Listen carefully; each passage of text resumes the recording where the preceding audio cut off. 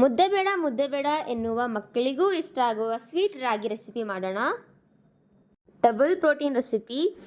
1 cup ತೆಂಗಿನ ತುರಿ, 2 ನೇಂದ್ರೆ ಬಾಳೆಹಣ್ಣು ಸಣ್ಣದಾಗಿ ಕಟ್ ಮಾಡ್ಕೊಳ್ಳಿ, ಅರ್ಧ ಕಪ್ ಬೆಲ್ಲ ಮೆಲ್ಟ್ ಮಾಡಿರೋದು, ಹಾಗೆ 1 ಕಪ್ ರಾಗಿ ಹಿಟ್ಟು ರೆಡಿ ಮಾಡಿಟ್ಕೊಳ್ಳಿ.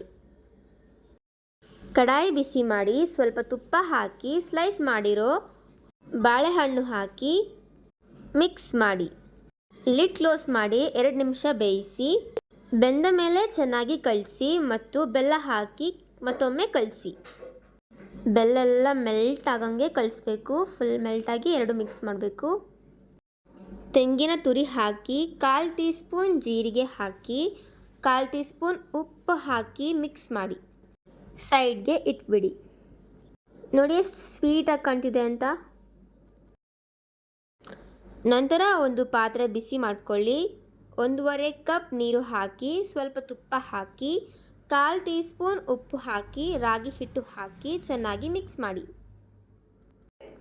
ಮುದ್ದೆ ಮಾಡ್ಕೊಳ್ಳಿ. ನೀಟಾಗಿ ತೊಳೆದು ಕಟ್ ಮಾಡಿದ ಬಾಳೆ ಎಲೆ ತಗೊಳ್ಳಿ.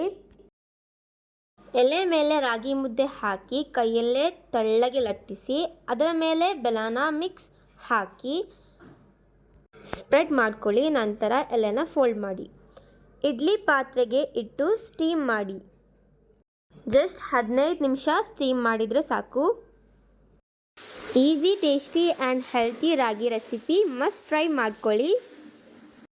ಟೀ ಜೊತೆ best combination. Like, share and subscribe ಮಾಡಿ. Thank you.